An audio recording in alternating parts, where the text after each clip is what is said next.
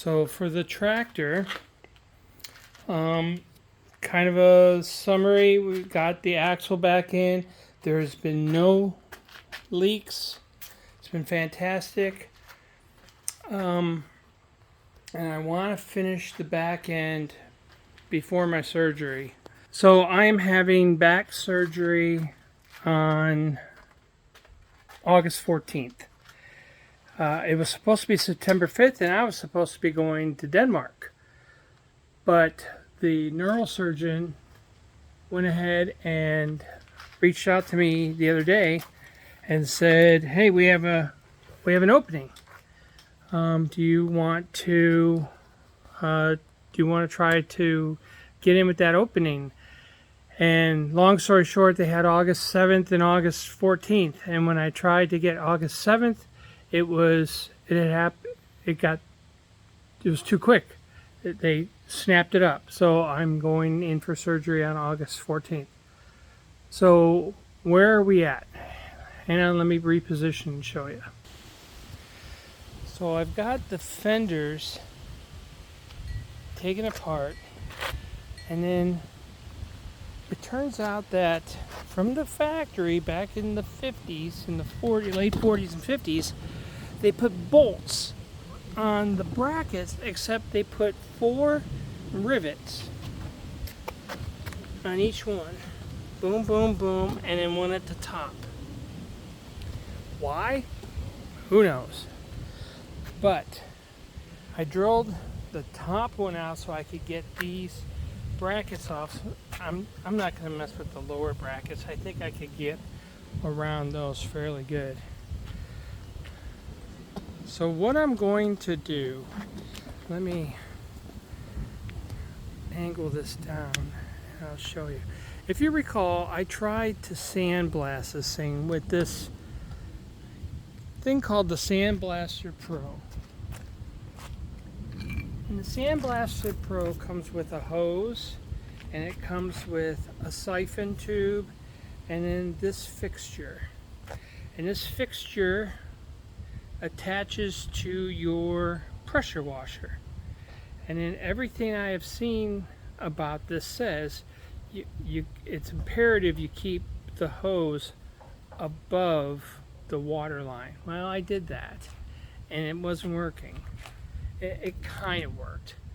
So I've got this pickup tube, and I actually had a dream about this, and I'll show you what I'm going to do here. So instead of putting the media in a bucket like this, which you put the media in the bucket, then you stick this in there. Well, as soon as it starts to suck a hole down, it creates a cavity and it stops sucking. And there's a big open area here, so water vapor can get in there and get your medium wet. So what I did was I got a 4-inch piece of PVC pipe, and I got one of the expanding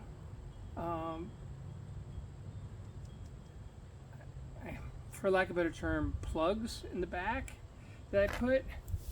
And then what I did is I just got a little slip-in disc, drilled a hole in it, and I'm going to put that on the top right here. If you see, I don't know if you can see down here, I filled this with media, so media is about right up to there. So I'm hoping that I can stick this down into the media, and then it'll keep the material concentrated around that pickup tube. It's only a very small hole, so water vapor should not be able to get in there if I keep it away. And then I should be able to blast it, and I'm hoping it's going to work better than just using the bucket. So let me put you guys on pause, get my pressure washer hooked up, get this all hooked up, and we're going to give it a shot, and we're going to see if we can do the fenders in this bracket.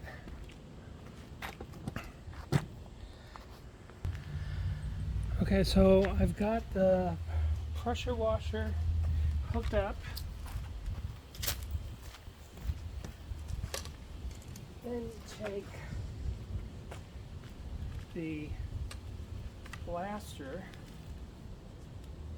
and you put it on the end of your pressure washer. And they always talk about that this hose goes above your water so water doesn't suck. And then I'm going to take the media. I'm going to put the media over here.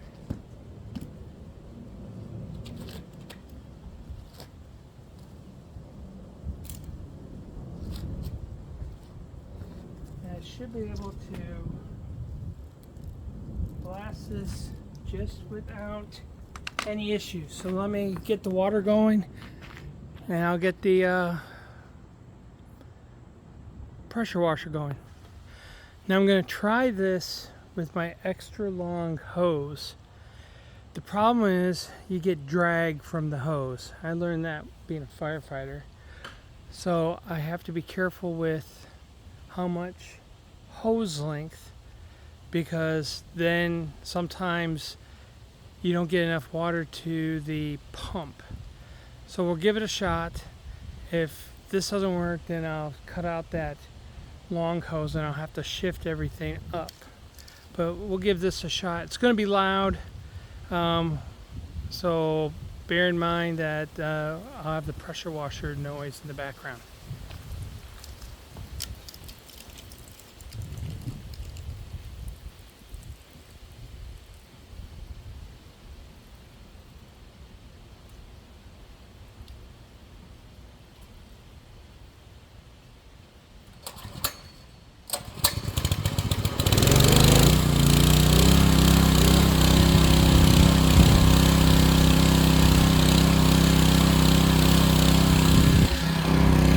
See what happens.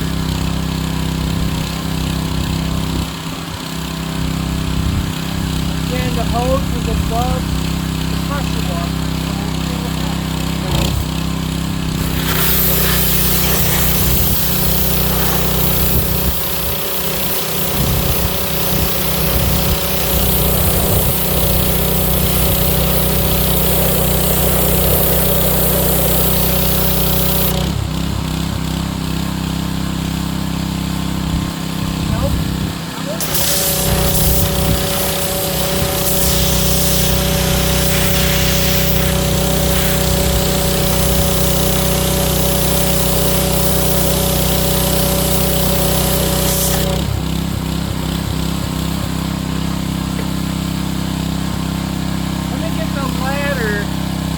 Because they say that if you elevate the bucket or the medium, it helps. So let me try that real quick.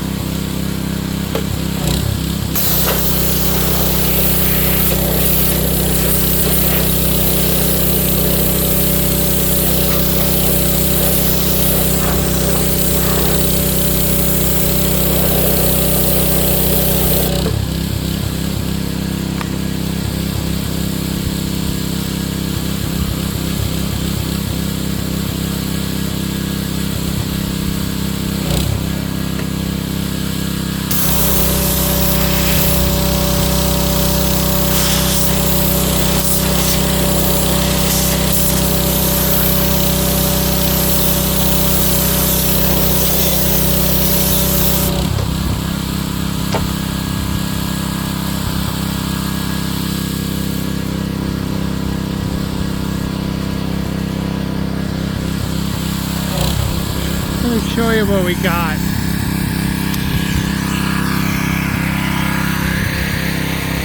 So I got it to work a little bit. Now let me cut the pressure washer off.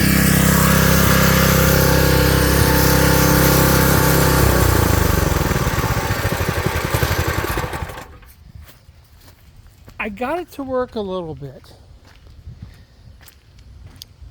You can see there's some media in there. And when it was working, it did, I would say, an okay job. Nothing stellar. And that's what I concluded last time. Now, using this, I've almost used all the media that's in there. But if you can see in there, here I'll kind of, it's perfectly dry. Totally dry on the inside. This never got wet. If you look in the tube is not clogged. Yeah, I'll even undo the hose from the end. Tube not clogged. See both ends? It's this hose. I don't know if the hose is not big enough. Now when I got it, it had a little bit of a kink right here, just a tiny bit. I don't know if that's affecting it, but you can see there's media in the hose. It just doesn't get sucked up. Now, the company says you need a minimum, I want to say it was 2200 or 2400 psi water pressure washer, and this is a 3100 psi pressure washer. And you could see on the video it was working. I mean, it was providing water. I'm almost tempted to put the pencil end on it and just try it with that and see if some of this loose dirt will come off, but it's probably going to be grinder and brush and a sander to get this off. Yeah, or get one of those regular tanks, but you really need a lot of CFM, a lot of air pressure. And I have a little Craftsman. Well, it's not little. I have Craftsman 6 horsepower. What is this? 26 gallon, 150 psi. I'll have to research and see if that's enough cubic feet per minute to do one of those sandblasting tanks, because I would really like to sandblast this versus sand it, but I think I'm just going to sand it. I'm very disappointed. You see that stupid thing advertised on Facebook Marketplace or on Facebook a lot, and they have all these reviews, but who knows, you know, a lot of these reviews are fake, they're generated. You have to be careful with them. So in theory, my idea works better than just putting the media in a bucket. It kept it dry, it kept it concentrated, so the pickup tube, when it would sometimes pick up, it worked okay. I found that if I put it on its side, it worked even better, but the area to do the sandblasting is so small, and it's you get that stuff blasted all over the place. And then you're also beholden by, you got to have a water source. You got to have your pressure washer.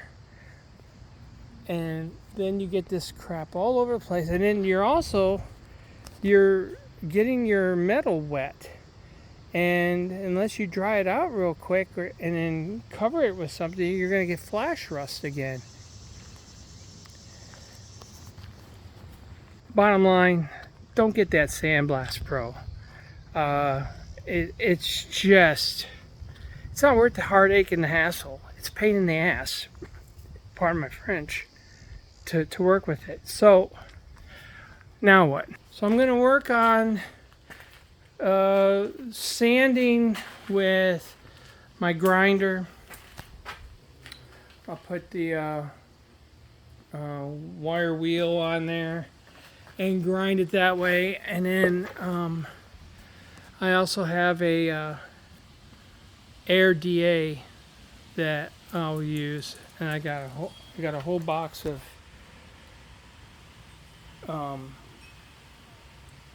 60. What did I get? 60 grit or 80 grit? I got 80 grit sanding discs, and I'm just going to use that to get that off. And then I really want to get that prepped and done, especially with the weather so nice. It's only 80 degrees out, and it's actually nice out, and there's a beautiful breeze blowing, so I can do a lot of work out here. And then if I use the air DA, the dual action orbital sander, I can just pull the air hose right out there and be in the shade and just have a nice good old time. I'll set up a table out there, or I'll use my little pallet and set them on the pallet and just go to town. But yeah, this Sandblaster's junk.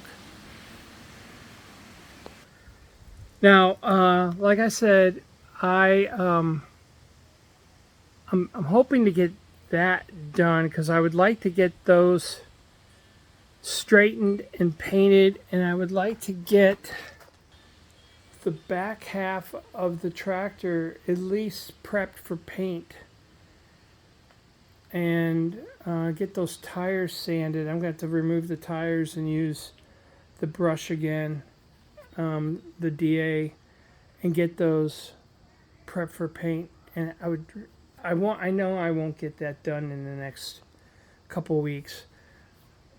Cecilia, my fiance, she's going to Denmark because there's a wedding next week.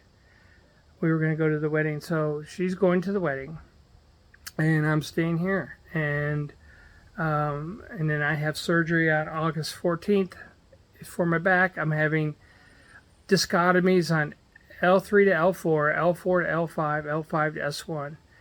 While he's in there, he's also going to explore the joint between the spine and my pelvis because I'm having a lot of pain in my hips, and the MRI shows a bunch of arthritis back there. So he said, while I'm in there, I'll kind of, do a little looking around, see what else is going on. He's fairly confident that the discotomy will work, but we don't know how long it's going to work. And the next step would be fusion. They'll have to put rods and fuse my spine, my lower spine. But the pain is just out of control. Right now, my pain level, and I just took a leave this morning, my pain level is about 2, 3. It aches. Now, I'm not trying to do a bunch today. I'm not trying to lift a bunch, not trying to do a bunch of twisting because I know I'll be miserable tonight. So anyways, so that's the status. That's where we're at right now. And then I have about a month and a half of recovery where I'm not supposed to lift anything over 10 pounds or do a lot of strenuous stuff. So this will be on hold until mid-September, but the goal is to try to get as much of the rear done. Then I'm going to pull the hood and the gas tank off. I've got this replacement. The only thing about this replacement is it's not as dented and smashed up as this one. But if you look at this one, which is the original, it's got the Ford script. This one does not have the Ford script. I didn't notice it when I bought it until I got it home and I said, oh, it doesn't have the Ford script. Not a big deal. I just like that little Ford flourish. I don't know what I'll do. I did find another hood that had the Ford script, and it's actually in pretty good shape, but I don't know if I want to waste another $100 on a used hood. I could probably sell this one for $25 and get some of my money back. I could probably sell the door on this, but long story short, hood comes off. I'm gonna pull all the wiring. I'm going to pull all the wiring, redo all the wiring, prep this for paint, degrease it, paint it, and then upgrade it to the 12 volt. And then I'm going to put LED lights up here so you get a little bit better light. If anybody knows of some good used rubber or a good place to source tires from, these tires are pretty dry rotted and shot. The front ones, which is funny, they had gone flat for a long time. Now they're holding air again. I'm going to pump them up a little bit just to top them off. But these are shot. These are, I don't know what size these are. The book says 4 by something, and these are the 3 rib tires. I'll probably just get those. And then these are the 11.2 by 28. Right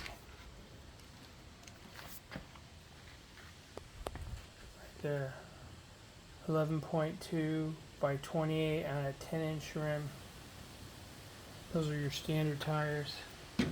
I know I've seen something that the new tires, the replacement size is 12.2, which is still acceptable and you can use that. But if you know where I can get some tires, and I know I can get inner tubes from one of the like Just 8N or Steiner Tractor or whatever.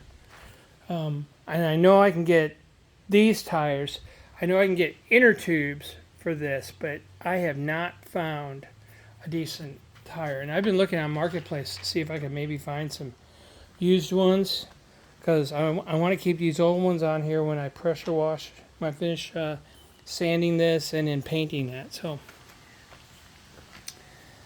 anyways, curmudgeon, as always, please like, share, and subscribe to the channel if you can. It helps me out. I'm trying to grow my channel. I only got probably 10 or 12 people that are following. Oh, there's a lot of people out there that like these Ford 8N tractors, and I'm getting a lot of good information, hopefully. I need to start doing some better editing as well. Anyways, we'll catch you next time. Thanks. We'll see ya.